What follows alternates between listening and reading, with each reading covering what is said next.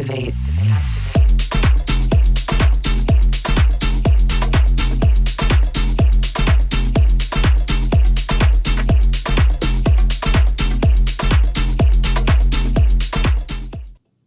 All right, everybody, welcome to This Pink Cloud.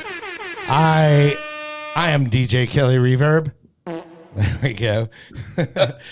We are a show that is all about multiple pathways to recovery, mental health, and all that good stuff. So be sure, like, subscribe, and ring that bell. You know what I mean, brother? Goddamn right. Ring that goddamn bell. Speaking of brothers and speaking of mental health, everybody give it up for Chad Lamons. Goddamn right. Hell yeah. I'm just happy to be here today. Yeah. We're happy to have you here, Chad. Hell we yeah. appreciate it, man. Appreciate you, brother. Hey, I'm excited to have this guy on the show, and I think it's going to turn into a two-parter. We actually met, man, it was a weird chain of events. So, There are no the Bjork right, exactly, but it was definitely a weird chain of events. The Bjork remix, one of your friends liked the Bjork remix, downloaded My daughter. it. Then we started, yeah. So then we started chatting, and then your daughter put us in touch. And then, I know that we know some of the same people. Shout out JT Donaldson and some of the house heads. But you are, and I would consider myself a longtime DJ, but this guy's got me by 20 years, dude. Hell yeah. So it's a rare opportunity that I am not the elder statesman in the room. But everybody, I want to give it up for my good buddy all the way from Miami, Florida, Mark Gorbulew. How are you, Mark? The Zen. Yeah, you got the gong on that one. Yeah. Dude. Okay. No How are gong. you, man? Yeah, I'm good today. Thanks for asking, Kelly. Yeah, Not man. done. Well, I appreciate you coming on, and I know you're a busy guy because you are actively DJing, pretty much every weekend, Yep. at least 3 nights a week. So, but the fascinating thing about you is you're like a walking history lesson. Like, not only are you a proponent of recovery and in recovery yourself, but I mean, you lived, history that I've heard about and that Chad's heard about, and you were actually there. Like, for example, like Woodstock, Studio 54, the Brill Building, all this kind of stuff. So I can't wait to dive into that. And without further ado, let's, hear some of the backstory and all the fascinating stuff that has happened within your career. I'll do my best. In the 3/4 of a century I've been around, Right? I've seen a lot. Yeah, you are 76, right? 76, 77 next month, Okay, well, congratulations. and 29 years sober. 39. What am I saying? Wow. 39. 39. 39, wow. dude. Wow, that's Yeah. huge, man. Yeah, That's yeah, huge. Yeah. So I just want to mention, that we got connected through my daughter, who was raised in Iceland. Bjork was Icelandic, and you posted that great remix. So here we are. So as I say, there are no Right. coincidences. Otherwise, we wouldn't have connected. So that's Right, that's and how- just so you know, Chad wrote most of that. So Chad, who I'm here in the studio with, he's my writing partner as well on a lot of the music. I'm glad you liked it. Yeah, no, it's my. Well, his In daughter fact, did. I heard. Well, no, actually, I think no. I thought, I don't know even how it popped up, and I loved it, and I thought, oh, my daughter's going to freak out about this because she loves Bjork and she grew up in Iceland. Her mother's Icelandic. She's Icelandic American, and then I guess she reached out to Kelly, and then they started a conversation, and then somehow it got into like, oh, my dad's a DJ too, and he's been sober for so and so, and so here we are on the perfect place to talk about that and how that happened. Right. Yeah, for sure. I mean, as I say, 76, feel great, thank God I'm still alive. If I was still drinking and drugging, I'm sure I would be dead. I have no doubt. But I grew up basically in the '60s, which was an incredible time for music. My parents were big jazz lovers. My dad had an incredible jazz collection. They had jazz musician friends. We'd go to clubs. They'd take me when I was there when I was 11 or 12. And I don't know. I also felt a little apart from people when I was going to school. I grew up in New York, just outside of New York Mm-hmm. City.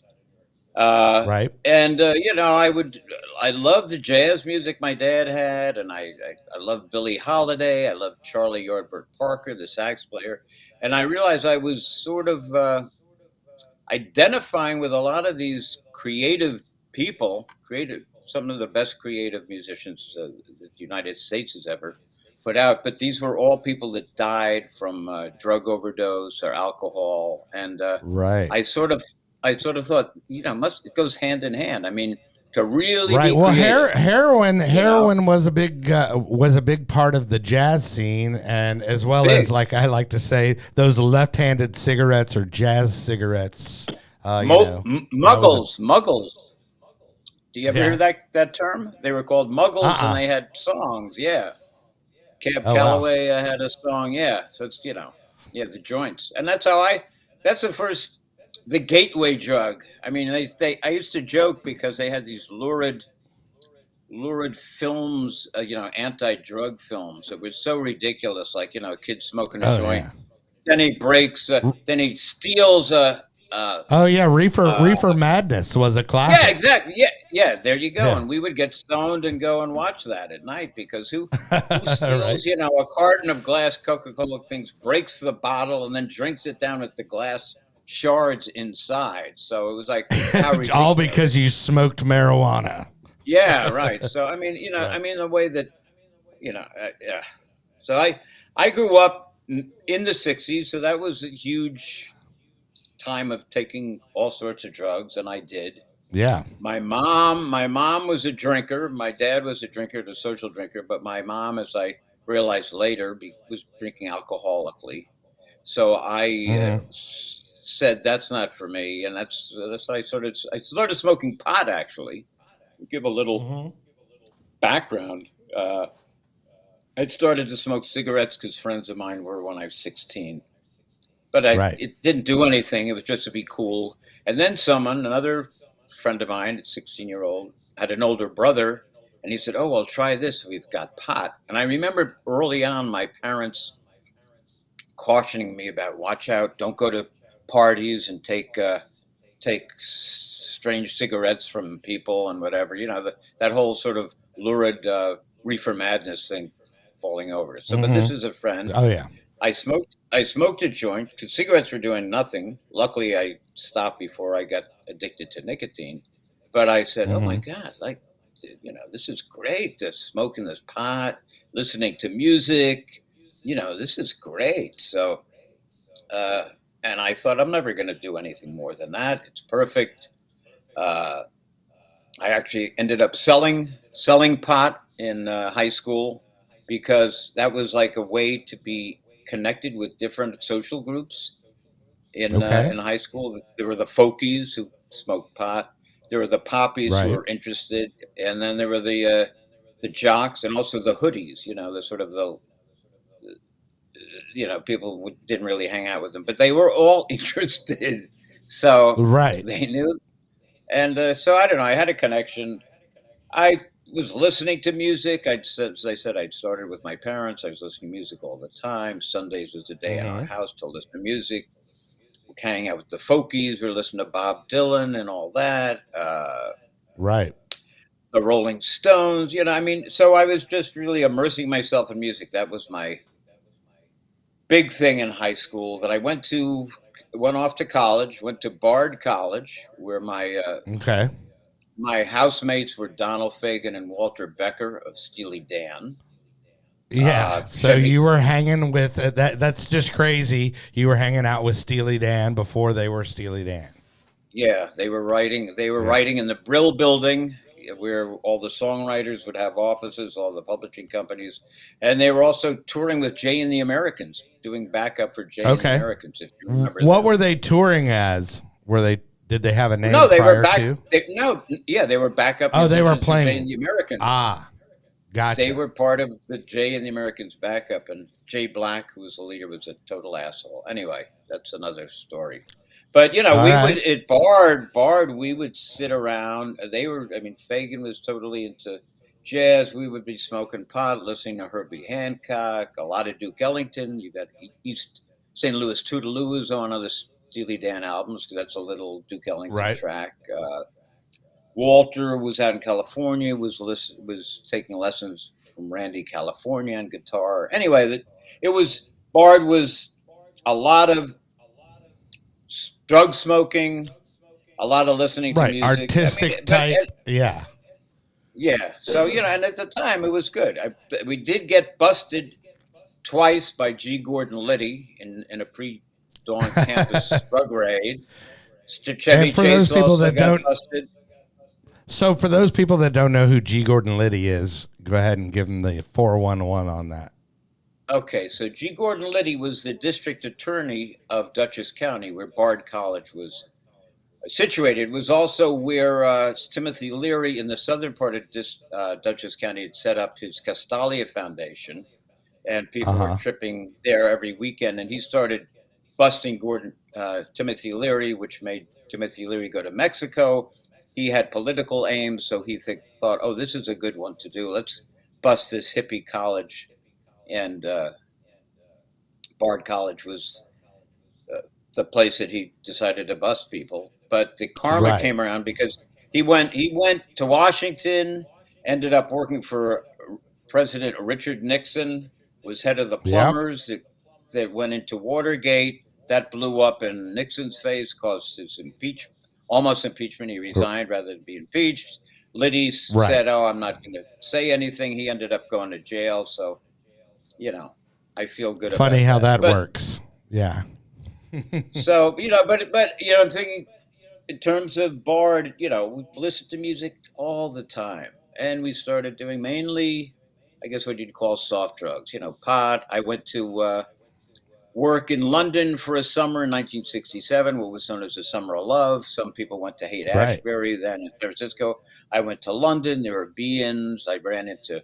Met friends there, and then I got involved with hashish because pot was sort of a rarity there.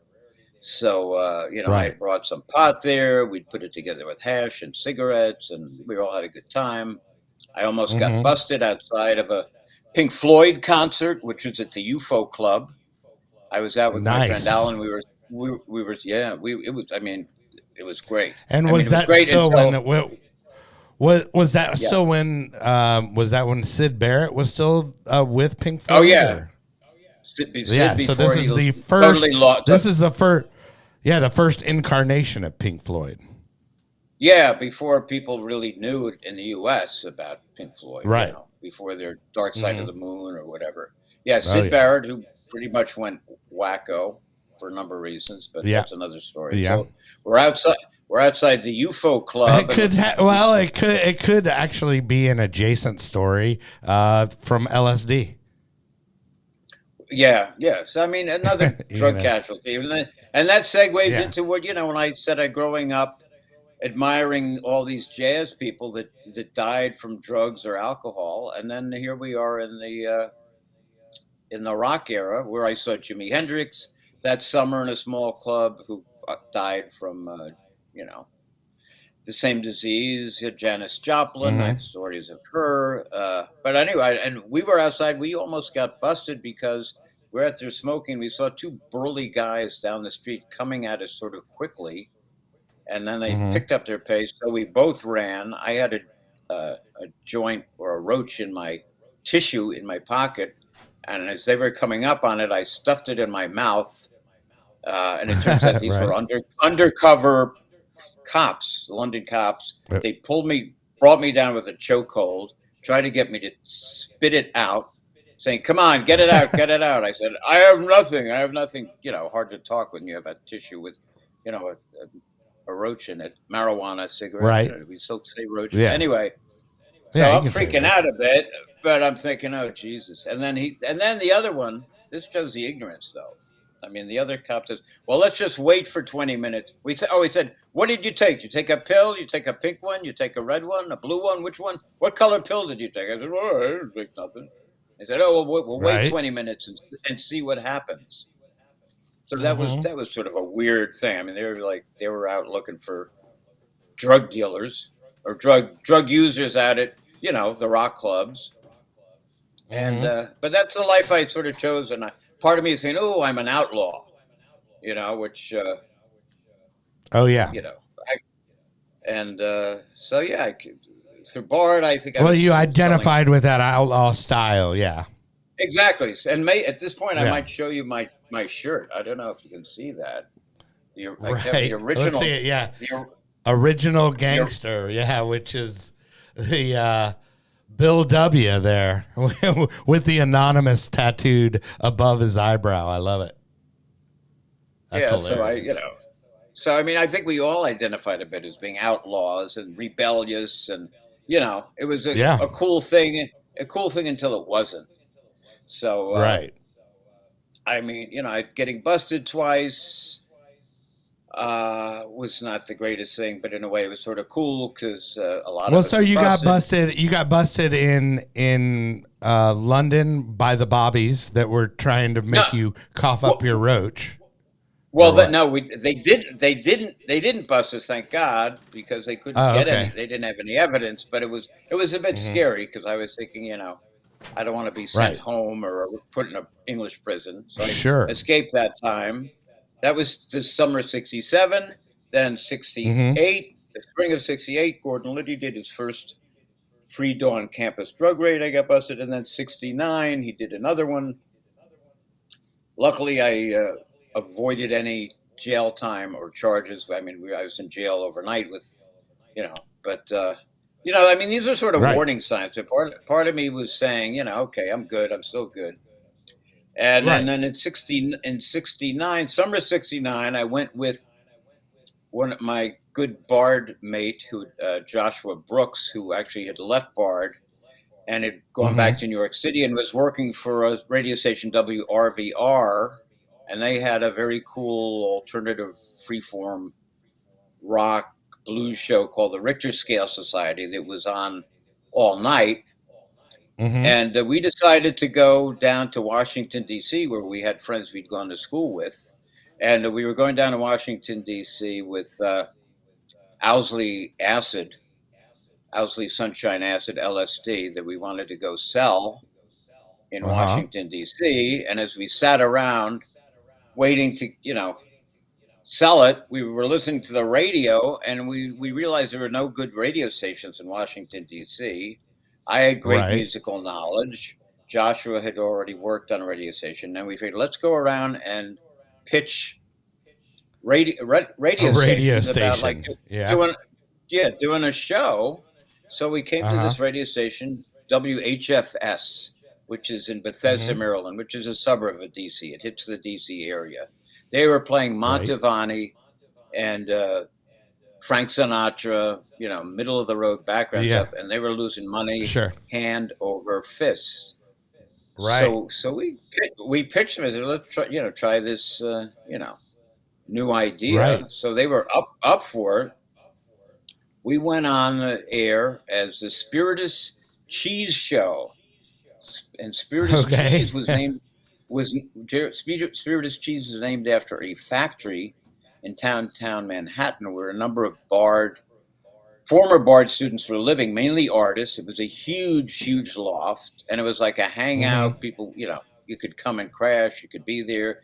We'd party all night. We'd listen to Pharoah Sanders, really left field jazz stuff. A lot of drugs, of Right. course, LSD in the mix. Anyway, so we took our name from the Spiritus Cheese Factory in downtown New York, and as the Spiritus Cheese Show, people were hungry for the music we put on. We had a Hmm. mixture. It was rock. There was some reggae. There was blues. There's some jazz stuff. It was, it's Very free form. That's what we eclectic. called it back in the Yeah. day. Hmm. Eclectic. Exactly. Eclectic is the word. And it was a hit because no one was doing that in Washington, D.C. And we put it into like the number one evening spot for like the 18 to 30-year-old, prime listening group. Right. Uh, in the meantime, my partner got involved with heroin. Ah. So my girlfriend and I dabbled in that in Bard and then stopped. I didn't get Right. hooked.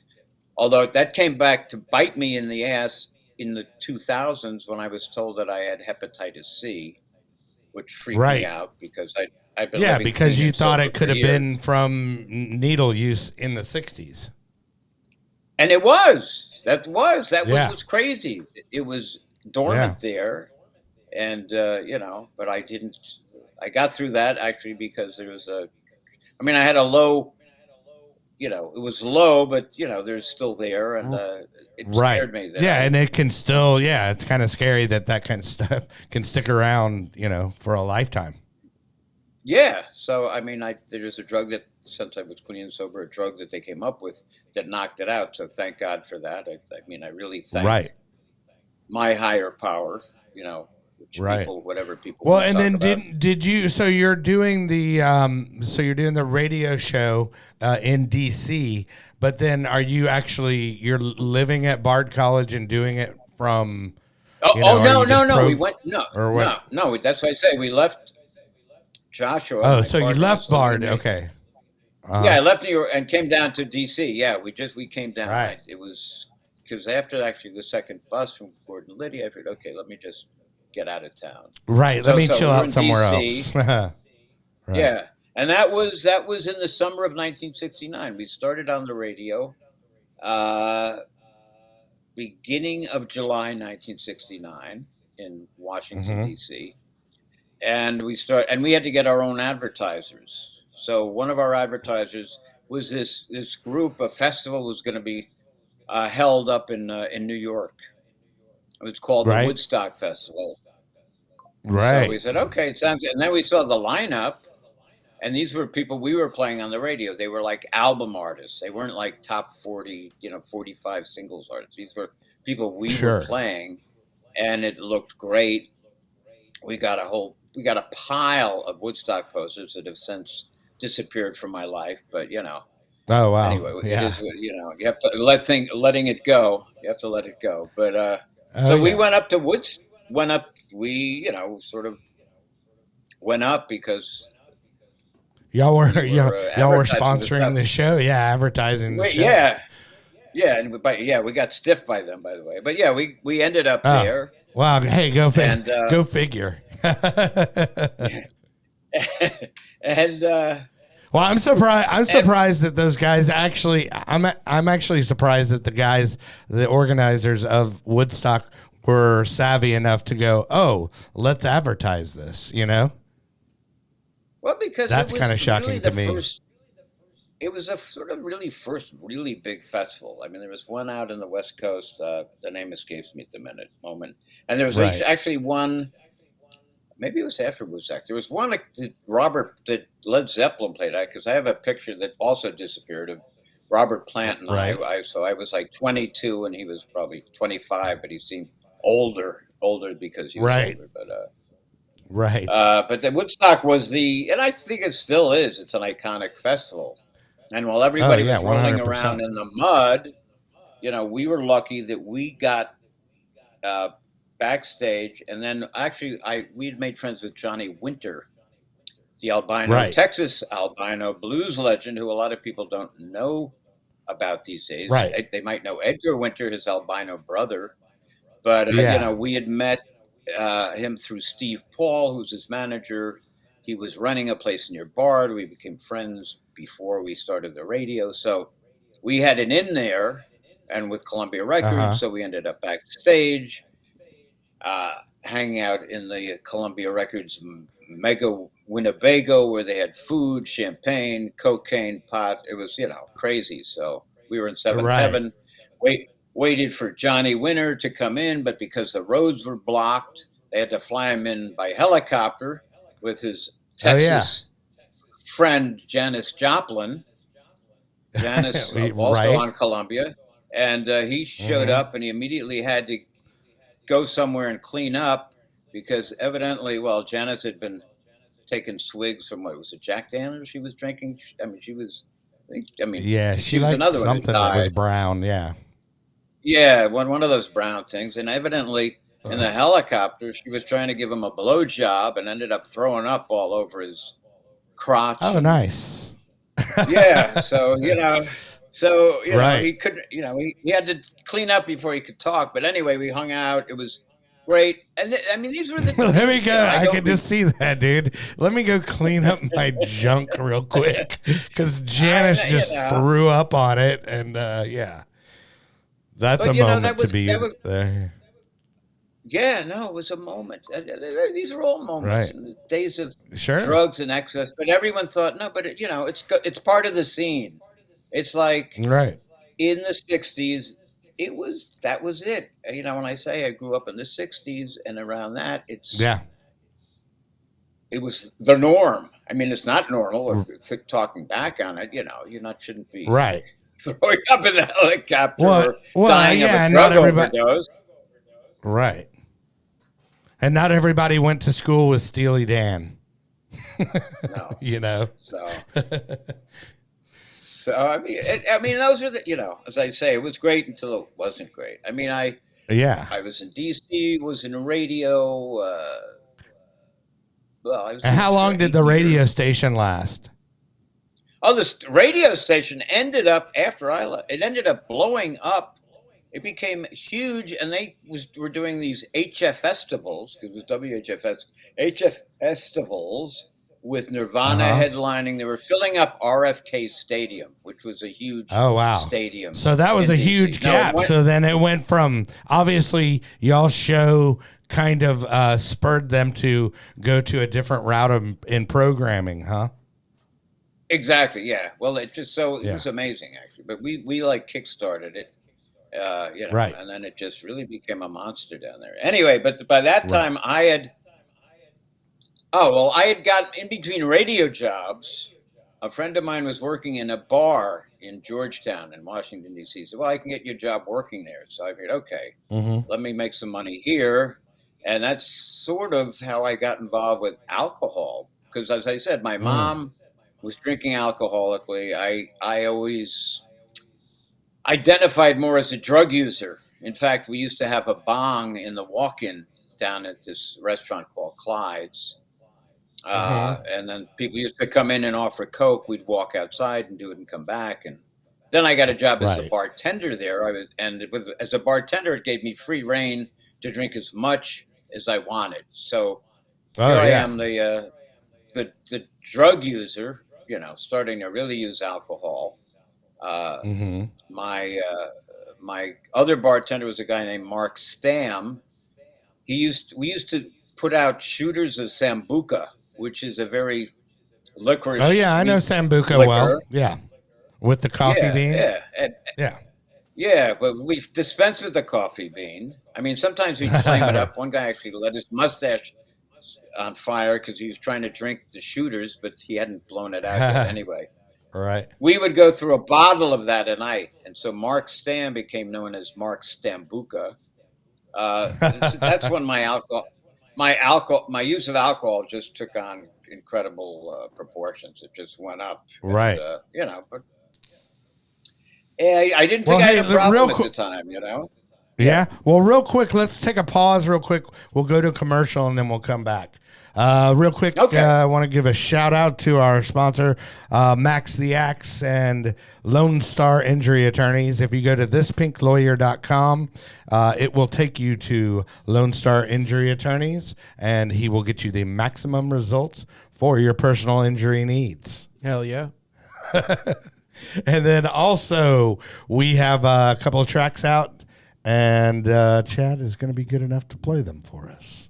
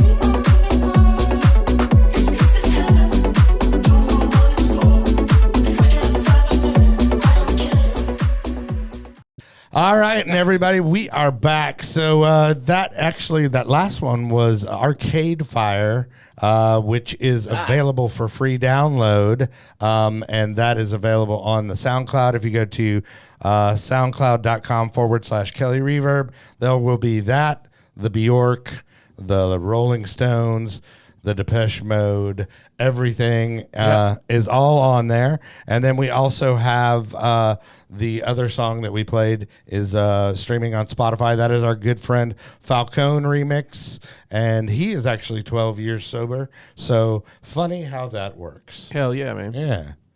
So, but yeah, hey Mark, that is actually one of ours, and would go nicely with the Bjork. Yeah, that's some good shit. I give my endorsement to all of those, all of the above. Yeah, I just need to send you a zip file of all the stuff I think you'd dig. Zip me up, buddy. I will zip you up. So for sure. So you're back. Go ahead. Yeah.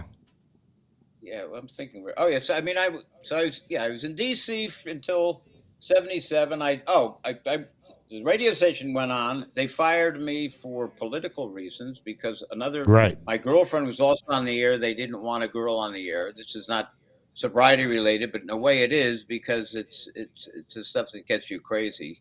They fired her, so I quit in protest. I went to another station, which was non-commercial, actually at Georgetown University, but a lot of non-college kids were there. It was really freewheeling, and then the university shut us down after 2 years. So then I went back to HFS, and got on there again, and then they fired me there because they said I was playing too much, and I won't even say the word because it's an abomination, but it begins with an N. I was playing too much N music.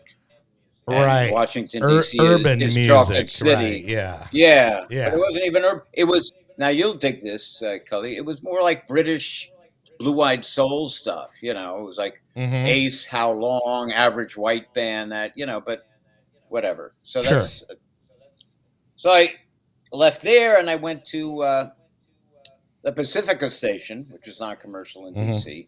That was the last station I was on in D.C. and I did a Brazilian jazz show called Birambau, after the Brazilian instrument, and that was super nice.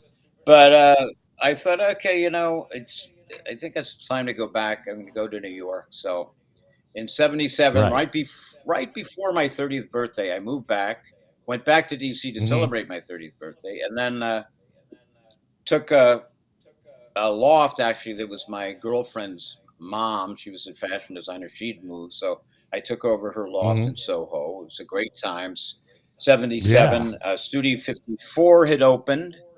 Hurrah, which is another disco. What year was Studio 54 from? From what was it? 77. Okay, it opened in 1977. Steve Rubell and Ian Schrager, who were the real movers and shakers, and went away for tax evasion. Because they were stealing money, putting it in the rafters and the ceiling of their office. Oh, yeah. They had it from '77. They only had it for 2 years, I think.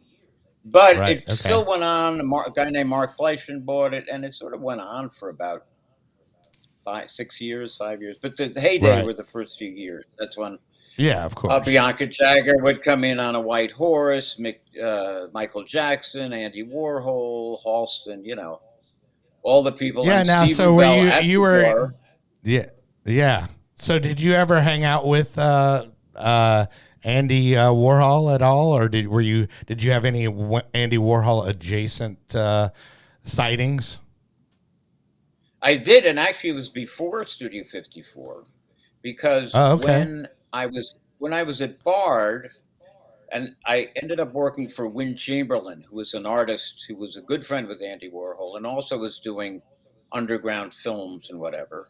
And he was the one that I met Johnny Winter through because they were renting a place he had in upstate New York to practice at. So I was in that orbit before 54. So we're going back 1968 or so. That whole underground scene. But then Andy sort of and before he had I mean, he was known as an artisan, but then it became bigger and better. I mean, Studio 54 was incredible because it was such a mix of all kinds of people, Oh and that's yeah. where I mean, I had tried coke in at Bard, and no, maybe not even maybe just in Washington D.C., but didn't really. Yeah, I told you there was a guy that used to come in and turn us on uh, when we were bartending. We'd go out and do some snorts and Right. stuff, Do but a it wasn't couple. Yeah. till the disco days of Studio 54 where I met Chloe's mom. Chloe's my daughter who put us together, who was Right. Miss Iceland. Miss Iceland, an Icelandic model, drop dead gorgeous. And ironically, I had met her because, when I came up to New York, I thought I was going to get a radio job. That didn't happen. So I ended up working at a Upper East Side bar called J.G. Mellon. It's still there. It's sort of an iconic saloon bar Right. on the Upper East Side. And I met Chloe's mom, who came in with her divorce attorney.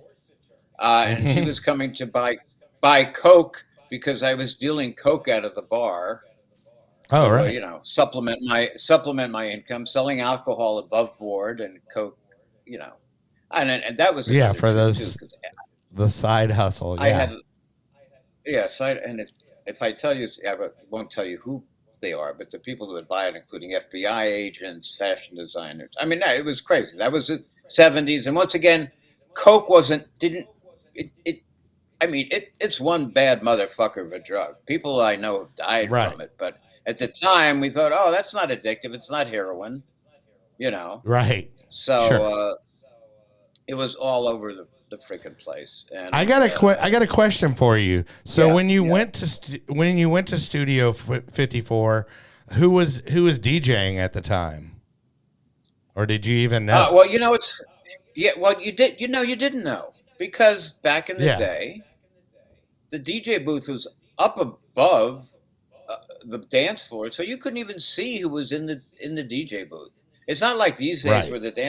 where everybody's facing the DJ and dancing to the DJ. Uh People were huh. dancing with each other on the dance floor. You had no idea who was playing, no fucking clue, Yeah. and That's crazy it because, was like, I mean, I yeah, had a little bit of that. I had a little bit of an experience with that where it was kind of like you were off to the side, and I mean, it was yeah. still a big thing that you had your own entourage and everything going on, but it wasn't like nowadays where you're the focus.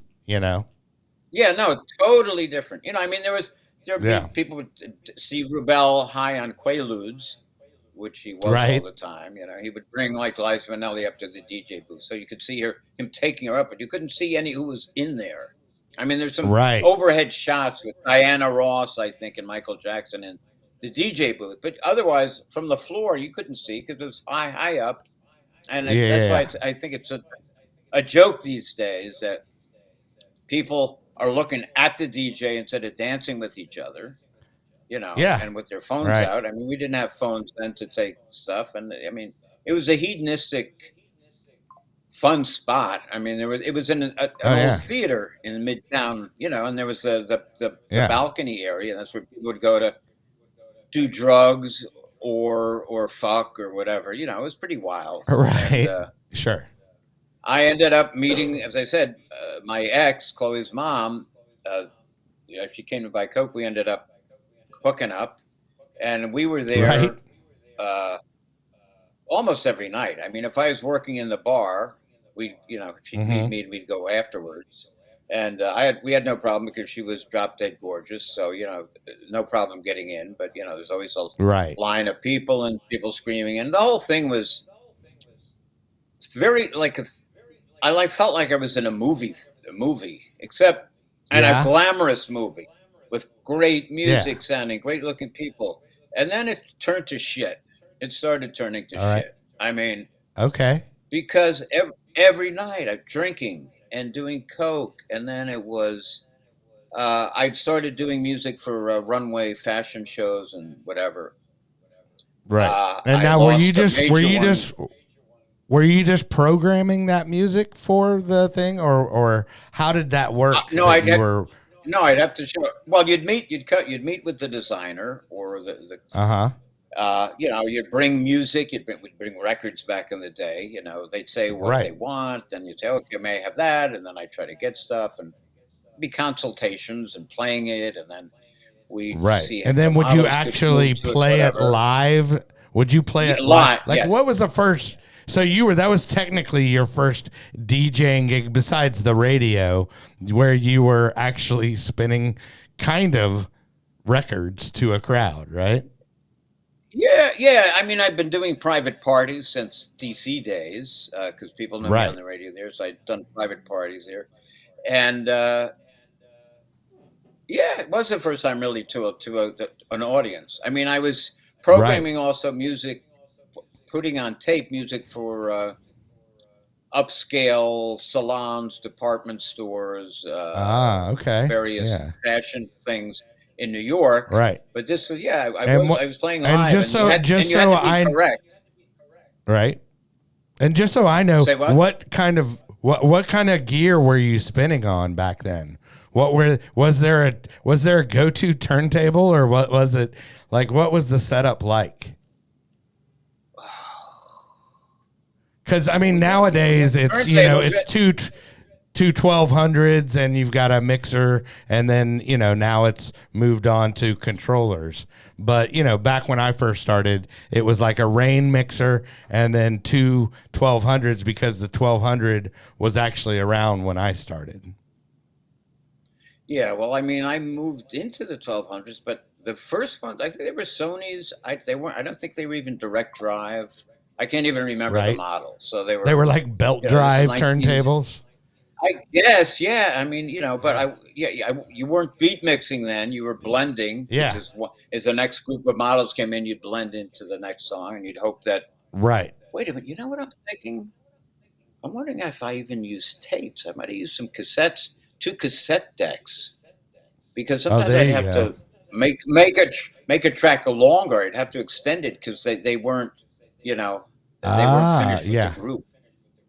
I mean, Right. I haven't thought Okay. about this in a while. Yeah, so there were some All right. demands, and I Uh-huh. tried to keep on track on top of it, but I did lose a major fashion designer because I showed up fucked up to one of the. No, I didn't show up. I don't think I showed up. And I called him saying Even better. I was I was sick. Well, I was sick. I was sick Right. because I too much coke and vodka. So Right. it was that was a sign. I mean, Or and not enough Coke and vodka at the right time. exactly. That was my whole thing, as I'm sure a lot Yeah. of addicts and alcoholics will identify with. Getting the right mix. It's in the mix, Oh as they yeah. say. Yeah, But dude. You I get did, I, yeah, go ahead. No, no, no. Go ahead. You were saying? Yeah, yeah, no, I mean, it's like, oh, I did too much Coke. I got to level it with Yeah. a little vodka because that vodka was my drink of my choice. One reason I picked vodka is because my last name is actually Russian. It's Gorbulew. So I sort of thought, oh, it's the it's the It's the Russian in alcoholic me beverage it's of the my Russian. people. Yeah, Right. my people. That's I mean, I funny. have German, but my girlfriend used to like Right. Heineken. I mean, okay, that's it. Because I'm not drinking Jägermeister. Forget that. Uh, Oh yeah. and Yeah, but no, but or that's crazy. Like, I Irish. mean, you would always try to it was always trying to find that sweet spot. And that sweet spot was Yep. Ever changing. Yeah, ever changing, and it would usually wind up with being face down. Exactly. You know? Or like, how did I Yeah. get here? As Yeah. David Byrne would say, how did I get here? Right. Anyway, no, yeah. Right. But it took me years before it dawned on me, hey, something is wrong here. Because I Uh-huh. went through it, and as I say, with my ex, she was out of it, and then she became pregnant, so my daughter was on the way. She stopped doing stuff. I pretty much stopped doing stuff, but then Mm-hmm. I got a job at another bar, and I remember she had my daughter. I was there. It was 20 hours in labor, and then I went, I think, to work Mm-hmm. that night, and then I got totally shit faced with friends celebrating. Went home, Right. passed out, and then the phone was ringing frantically, and it was where are you? You're supposed to be here to pick me up, to take me and my daughter out of the hospital. That sort of stuff that happens. You become Yeah. irresponsible. I totally Oh, by the so. way, Dad, why don't you come pick up your wife and kid? Yeah. You So know? it's like, oh, fuck. It's. But I didn't think I had a problem. I was just having a good time with my buddies celebrating the Hey, birth of yeah. my daughter. Right. I mean, how often does that happen? But these are signs. Right. Looking back, you see, there are many road signs that I zoomed by without really paying attention. Like curve ahead, soft shoulder, and it's like, whoops, I'm Right. right. That soft shoulder is about to flip me right over. So Right. I don't know. I kept on this road. I lost the bar job. Let me think. I don't know. My daughter and my ex went back to Iceland, which was probably a Okay. good thing because my father-in-law, my Chloe's grandfather, who was alcoholic and had a stroke Mm-hmm. because of his alcoholism in Iceland, he had passed away. So my ex took my daughter back to Iceland ostensibly for the funeral, but we couldn't get her on a plane. She had another friend come over. She was in bed. She was so screwed up. I mean, we were both in a mess. We were both a mess, and Right. she ended up getting back late for her own father's funeral. Oh, And then when yikes. her friends in Iceland saw her condition, they got her right into rehab there. And as I say, I'm 39 years sober this past February. She is Mm-hmm. still not sober. It's a miracle she's alive. I mean, this was once a beautiful woman, and she looks just horrible. Right. She's been in Like, and out of rehabs. I lost count, and estranged. sure. Her daughter was estranged from her. I mean, so it's the thing is, people have to really want it to get sober. You see people. I mean, people. I mean, I'm out there. You're out there. We're playing the music to people who are fucked up a Right. lot. Well, And, Chad and I always say that we make music for people to do drugs to. Yeah, and then what we should do is we should put subliminal messaging in it so that it's like this pink cloud. Listen to this pink cloud, so that we can also incorporate that, and they can learn, I don't know, maybe something from the show about sobriety. Then we'd be all I encompassing. like that. I I like like subliminal messages. Don't do That's that. funny. Don't do that. Don't do that. Don't do that. That's too much. So, it's like yeah, but yeah, when you're getting high, what is too much? It's like, oh, have another line, Yep. have another drink, have another, you know. Oh, you're Right. too wound up, or even have a joint, and I don't know. I mean, my daughter left with uh, my ex, and in a way, it gave me more freedom to be totally irresponsible in a way. So I didn't have to show Right. up. I could be out late, going to after hours, picking up weird and strange people, having Right. unprotected sex. When I think back, I was afraid I'd contracted AIDS because, oh my God. So yeah, no, it was like, ugh, it was really a downhill. It was I'd say an uphill climb to the bottom from there because An I mean, uphill I was climb really to the hitting my, bottom. yeah, I like you that. know, which is actually, it's a Walter Jackson title song from like the mid '60s that I used to love. Uh, Ah, I should try to get that. Yeah, because it resonates so well with me. Thinking back to those days, yeah. that it was just. I mean, it was just, and, as they say, this is a progressive disease. I mean, Yeah. you just start going. It's not like if I stop, it'll be better. You keep going. So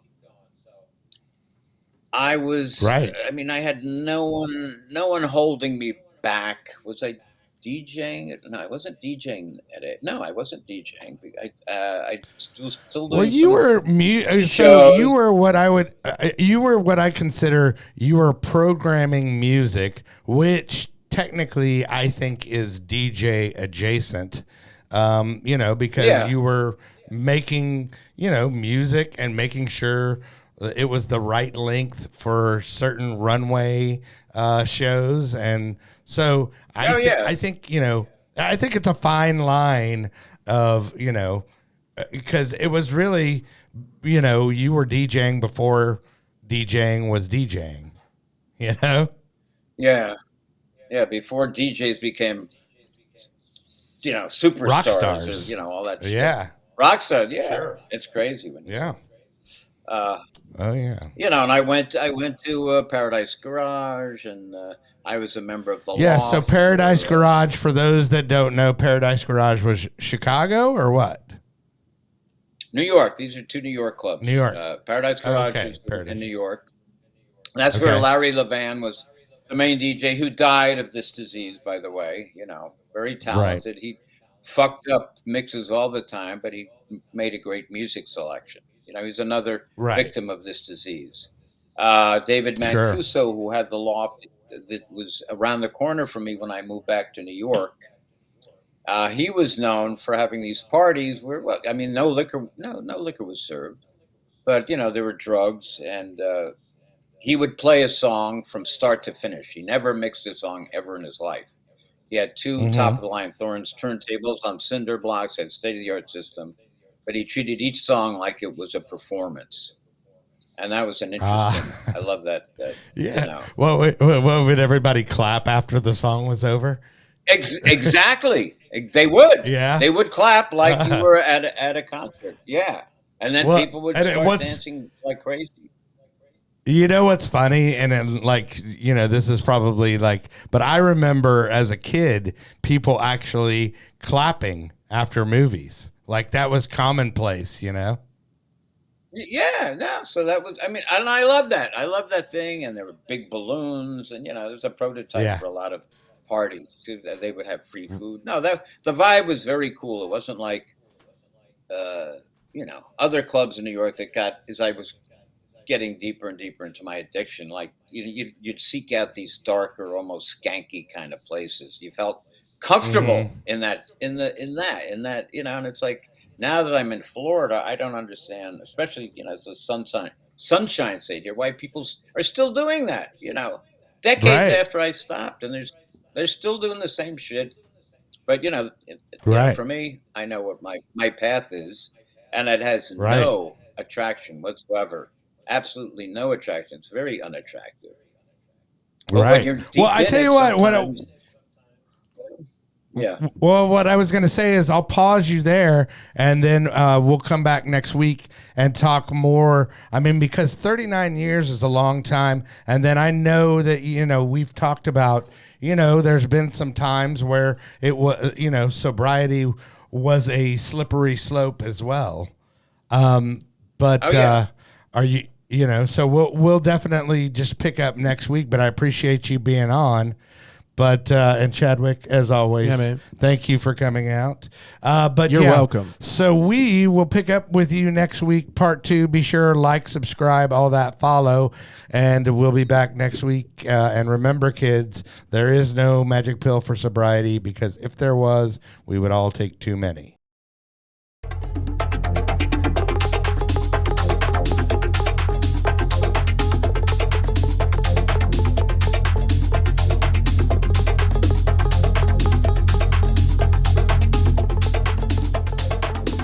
Activate.